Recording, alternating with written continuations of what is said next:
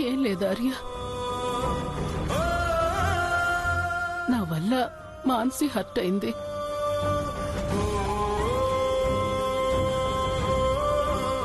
తను చాలా అవమానంగా ఫీల్ అవుతుంది. అందుకని నువ్వు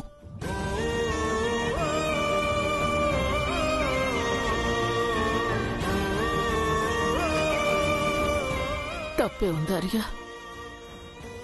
ఒకరిని బాధ పెట్టినప్పుడు క్షమాపణ చెప్పడం తప్పేం కాదు కదా.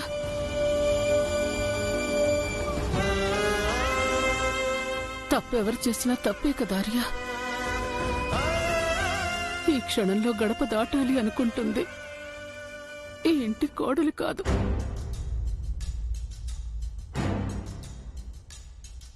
ఇన్నేళ్లుగా కాపాడుకుంటూ వస్తున్నా వర్ధన్ కుటుంబ గౌరవం.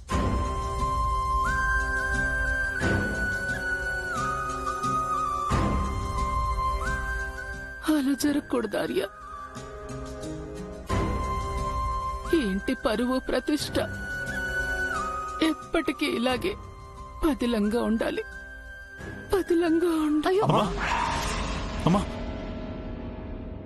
పద.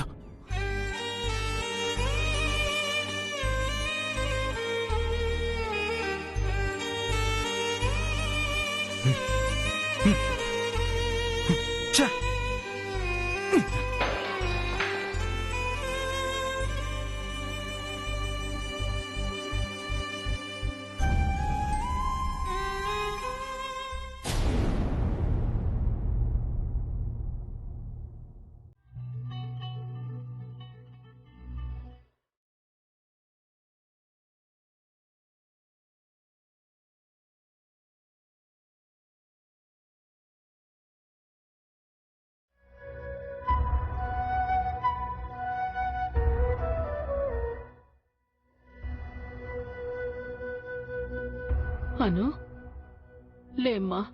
ఏంటి పిచ్చి పని? పిచ్చి పని కాదు మ్యామ్, మీరే కదా తప్పు చేసిన వాళ్ళు క్షమాపణ చెప్పాల్సిందే అన్నారు. అందుకే నేను క్షమాపణ కోరుతున్నాను. నువ్వేం తప్పు చేశావనమ్మా క్షమాపణ అడుగుతున్నావు? మరి మీరేం తప్పు చేశారని కాళ్ల మీద పడి క్షమాపణ అడగబోయారు మ్యామ్. మిమ్మల్ని అలా చూసి ఆర్య సార్ మనసు ఎంత బాధపడిందో తెలుసా మ్యామ్?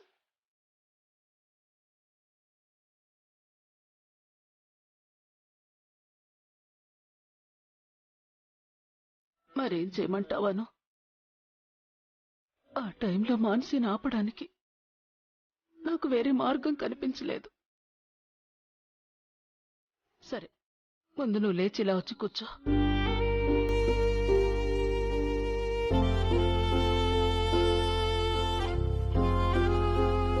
మ్యామ్, మాన్సి మ్యామ్ కోపమంతా నా మీదే. నా కారణంగానే అదంతా జరిగిందనే ఫీలింగ్ లో ఉంది. అప్పుడు మీరు మేడం ముందే నన్ను ఒక 4 మాటలు తింటుంటే మేడం కోపం చల్లారిపోయేది కదా మేడం. నా కోసం మిమ్మల్ని మీరెందుకు తగ్గించుకున్నారు? అంటే నీ తప్పు లేకుండానే నిన్ను శిక్షించమంటావా? నా తప్పు లేదని నేను అనుకోవడం లేదు మ్యామ్. ఎందుకంటే నేను రాజనందిని గారి గదిలోకి వెళ్ళిన తర్వాత నుంచి ఇంట్లో ఏ గొడవ జరిగినా ఆ విషయాన్నే ముందుకు తీసుకొస్తున్నారు.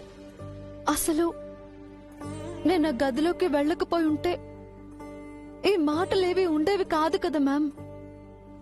అందుకే వీటన్నింటికి శిక్ష అర్హురాల్ని నేనవుతాను, కానీ మీరు కాదు. నన్ను సపోర్ట్ చేయడం వల్లే మీరు కూడా బాధపడాల్సిన పరిస్థితి వచ్చింది. నువ్వు ఆ గదిలోకి వెళ్లడం తప్పే, కాని అది పొరపాటుగా జరిగిందని మాన్సి అర్థం చేసుకుని ఉంటే అసలు ఈ మనస్పర్ధలు వచ్చేవి కావు. మ్యామ్, మాన్సి మేడం గురించి మనకు తెలిసిందే కదా. మేడంకి కనిపించిందే నమ్ముతుంది, అనిపించిందే అనేస్తుందే తప్ప లోతుగా ఆలోచించలేదు. ఎందుకో తెలియదు మ్యామ్, మా ఇద్దరి మధ్య అనుకోకుండానే దూరం ఏర్పడింది. అక్కడికి నేను వెళ్ళి సారీ కూడా చెప్పాను. కానీ తను వినిపించుకోలేదు కదూ. అంత ఓపిగ్గా వినిపించుకునే మనస్తత్వమే తనకుంటే ఈ అపార్థాలు ఎందుకొస్తాయి చెప్పు. నువ్వే ఇంటి కోడలిగా రావాలని పట్టుబట్టి నీ పెళ్లి జరిపించిన మాన్సి ఇప్పుడు పంతం పట్టినట్టు నిన్నెందుకు ద్వేషిస్తుందో అర్థం కావట్లేదాను. ప్రతి విషయంలోనూ నిన్నే టార్గెట్ చేస్తున్నట్టు అనిపిస్తుంది. అయ్యో అదేం లేదు మ్యామ్. మేడంకి నా మీద కోపం ఉన్న మాట నిజమే, కానీ మీరనుకునే ద్వేషం అయితే లేదు మ్యామ్. ఆ కోపం కూడా నిదానంగా పోతుంది మ్యామ్. ఏమో అను, అది నీ నమ్మకమే గాని నాకైతే తను మారుతుందనే ఆశ తగ్గిపోతుంది. ఇంకా అంతా ఆ దేవుడి దయ. తనలో మార్పు రావాలని కోరుకోవడం తప్ప నేనేం చేయలేనమ్మా. మ్యామ్, మీరు మేడం గురించి ఎక్కువ ఆలోచించకండి. నిదానంగా అవే అన్నీ సర్దుకుంటాయి. ముందు మీరు ప్రశాంతంగా నిద్రపోండి.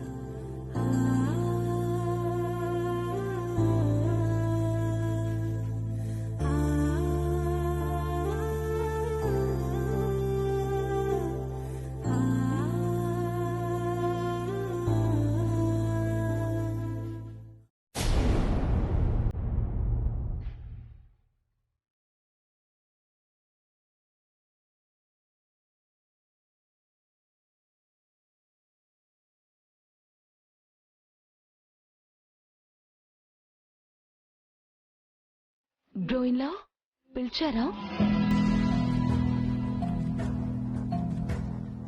ఇలాంటి రోజు ఒకటి వస్తుందని నేనెప్పుడూ అనుకోలేదు మాన్సి. బ్రోయిన్లా అంటే ఆ సిచ్యువేషన్ అలా ఒక రకంగా ఈ అవమానం అమ్మకు జరిగినట్టు కాదు, ఈ వర్ధన్ కుటుంబానికే అవమానం జరిగినట్టుగా నేను భావిస్తున్నాను. అసలు జరిగిన దాంట్లో తప్పెవరిదని కారణాలు వెతికి ఒకరిని సమర్థించడానికో మరొకరిని నిందించడానికో నేను ఈ డిస్కషన్ పెట్టలేదు మాన్సి. ఎందుకంటే కుటుంబం అన్న తర్వాత చిన్న చిన్న మిస్అండర్స్టాండింగ్స్ వస్తూ ఉంటాయి. అవి కూడా కొన్ని అనుకోని పరిస్థితులను కల్పిస్తుంటాయి. ఈ మధ్యకాలంలో అలాంటి పరిస్థితులు మన కుటుంబంలో కాస్త ఎక్కువగానే కనిపిస్తున్నాయి. ఇవన్నీ మనకే మనం క్రియేట్ చేసుకున్నవి కూడా కాదు, ఏవో సమ్ అదర్ సోర్సెస్. అవి కొందరు వ్యక్తులో లేక కనిపించని శక్తులు కూడా తెలీదు. అవి మన కుటుంబ సభ్యుల మధ్య విభేదాలు తీసుకురావాలని ప్రయత్నిస్తున్నట్టు అనిపిస్తోంది. ఇలాంటి సమయంలో మనమంతా ఒక్కటిగా ఉంటేనే ఎటువంటి సమస్యనైనా ఎదుర్కోగలం. లేదంటే చాలా తీవ్రమైన ఫలితాలను చూడాల్సి వస్తుంది. అలాంటి దుస్థితి కుటుంబానికి రాకూడదని, అందరూ కలిసిమెలిసి సంతోషంగా ఉండాలని అమ్మ అనుకుంటుంది కాబట్టే అంతలా ఆరాటపడుతోంది. అందుకే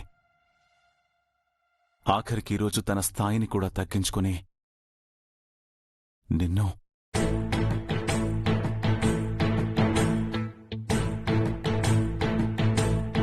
ఇదంతా కూడా ఒకరికొకరు కావాలి, బంధాలు నిలుపుకోవాలి అనుకుంటేనే మాన్సే. అదే వద్దనుకోవడానికి ఎంతసేపు పడుతుంది చెప్పు.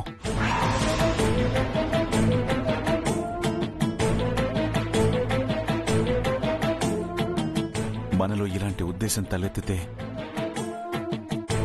ఆ తర్వాత జరిగే పరిణామాలు ఎలా ఉంటాయో నువ్వు ఊహించలేవు మాన్సీ.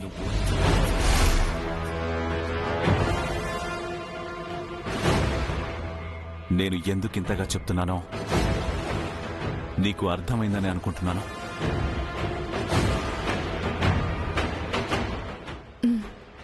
ఇంకొకసారి ఈ ఇంట్లో ఇలాంటి పరిస్థితులు వస్తే మాత్రం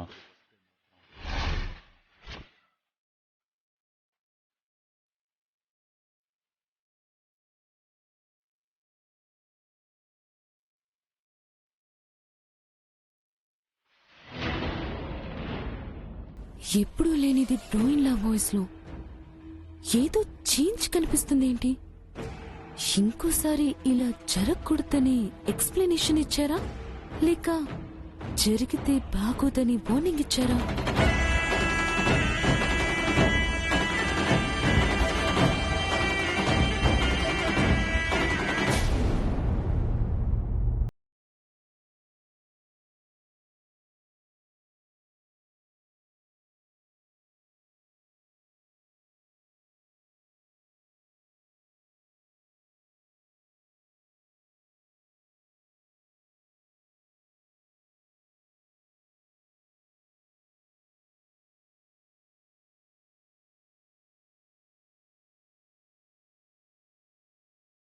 లేనిపోని ఆలోచనతో డిప్రెస్ అవ్వకు. పోలీసులు ఇన్వెస్టిగేషన్ చేస్తున్నారు కదా, అసలు ఎవరు చేశారో ఎందుకు చేశారో తెలిసిపోతుంది. అవును మ్యామ్, మీరు అనవసరంగా టెన్షన్ తీసుకుని హెల్త్ పాడు చేసుకోకండి మ్యామ్. ఈ టాబ్లెట్ వేసుకోండి మ్యామ్.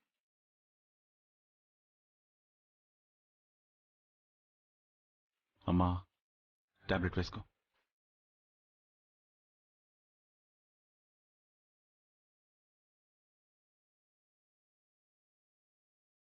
రాత్రి బ్రోయిన్లా మాట్లాడిన దాన్ని బట్టి చూస్తే మామిన్లా బాధపడటం ఆయన అస్సలు బేర్ చేయలేకపోయారని అర్థమైంది.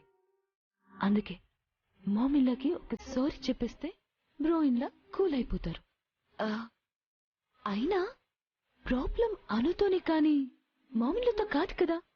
సో జస్ట్ ఒక్కసారి చెప్పేద్దాం, సరిపోతుంది. అనవసరంగా నేనెందుకు పాడవ్వాలి?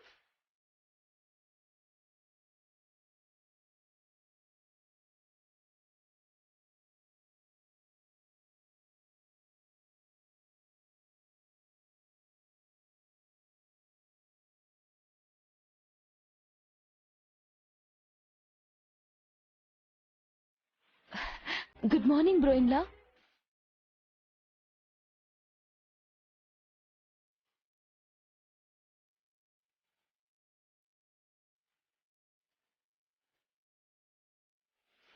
ఐఎమ్ సో సారీ మామిన్లా. నువ్వెందుకు సారీ చెప్పడం మాన్సి? ఏదో ఫ్రస్ట్రేషన్ లో ఆలోచించకుండా ఏదేదో చేసేసి మిమ్మల్ని హర్ట్ చేశాను. నిజానికి నా మనసులో ఏ కోపం లేదు మామిన్లా. ఆ టైంలో అలా ఎందుకు రియాక్ట్ అయ్యానో నాకే అర్థం కాలేదు. జ్యువెలరీ షాప్ లో జరిగిన ఆ ఇన్సిడెంట్ వల్ల అలా బిహేవ్ చేశానే తప్ప మిమ్మల్ని వదిలి వెళ్ళాలని నాకు మాత్రం ఎందుకు అనిపిస్తుంది చెప్పండి? మాన్సి, నువ్వింత ఎక్స్ప్లెనేషన్ ఇవ్వాల్సిన అవసరం లేదు. నీ గురించి మా అందరికీ తెలిసిందే కదా. జరిగిందంతా మర్చిపోమ్మా. అయితే నిజంగానే నా మీద మీకు కోపం లేదు కదా మామిల్లా? లేదు Mansi. Thank you so much Mamilla. నాకు తెలుసు మా మామిల్లా చాలా మంచిది. అమ్మయ్యా, నేనిప్పుడు ఆఫీస్ కి వెళ్లి ప్రశాంతంగా వర్క్ చేసుకోవచ్చు. పద నీరజ్. నేను రాను.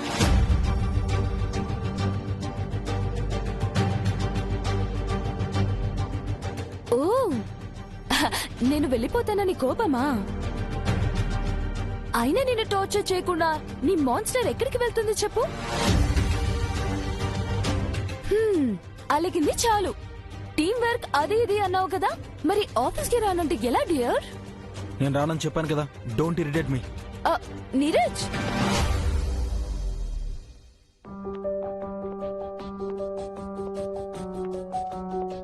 మాన్సి, నీరజ్ కోపం ఎక్కువసేపు ఉండదులే. కాస్త నార్మల్ అవగానే తనే మాట్లాడతాడు. నువ్వు ఆఫీస్కి వెళ్ళు. సరే మామిన్లా. ఆర్య, అను, మీరు కూడా ఆఫీస్కి వెళ్ళాలి కదా. టైం అవుతుంది, బయలుదేరండి. సరే అమ్మా. నువ్వు టైంకి భోంచేసి రెస్ట్ తీసుకో. దేని గురించి ఎక్కువగా ఆలోచించుకో. అలాగే ఆర్య. మ్యామ్, పోనీ నేను ఇవాళ మీతోనే ఉండనా? ఎందుకను నా గురించి మీ వర్క్ డిస్టర్బ్ చేసుకోవడం? మీరు ఆఫీస్కి వెళ్ళండి, నేను రెస్ట్ తీసుకుంటాను. సరేమ్మా, వెళ్ళొస్తాం. ఉమ్. జాగ్రత్త.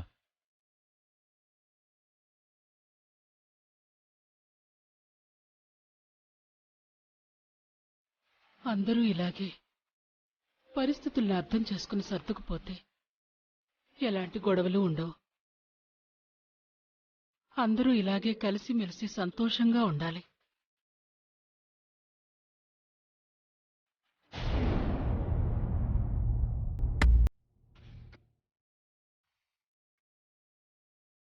Excuse me ma'am.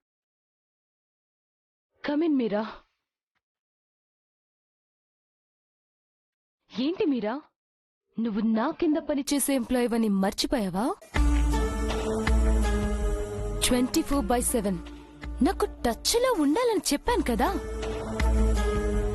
మరి నీ హైయర్ అథారిటీ మాట అంటే నీకు లెక్క లేకపోతే ఎలా చెప్పు? విషయం ఏంటో చెప్పండి మ్యామ్. చెప్పాల్సింది నువ్వు, నేను కాదు. నేనా? ఏం చెప్పాలి మ్యామ్? అదే మీరా, జ్యువెలరీ షాప్ లో అనో బ్యాగ్ లో నెక్లెస్ వేసింది ఎవరంటావు? అది నాకేం తెలుసు మ్యామ్. అంటే నా ముందు నీతి సూత్రాలు చెప్పి నాకు తెలియకుండా ఏమైనా ప్లాన్ చేసుంటావేమోనని చిన్న డౌట్ మీరా. మేడం ప్లీజ్, మీరు నా పేషెన్స్ లెవెల్ ని టెస్ట్ చేయొద్దు.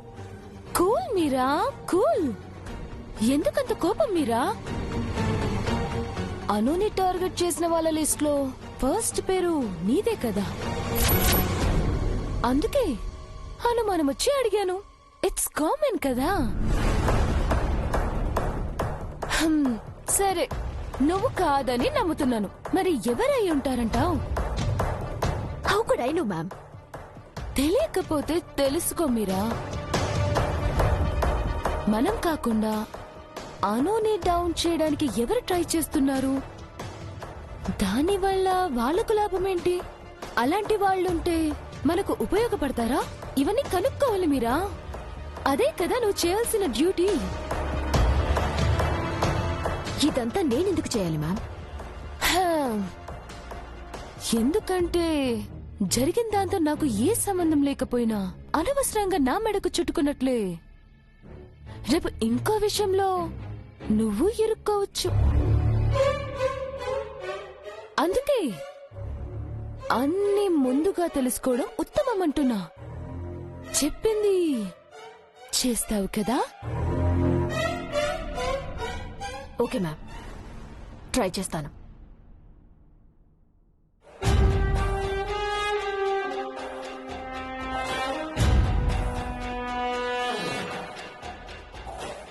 మీరా కూడా తను చేయలేదని తేల్చి చెప్పేసింది. మరి ఆ పని ఎవరు చేసుంటారు? అంత అవసరం ఎవరికుండొచ్చు?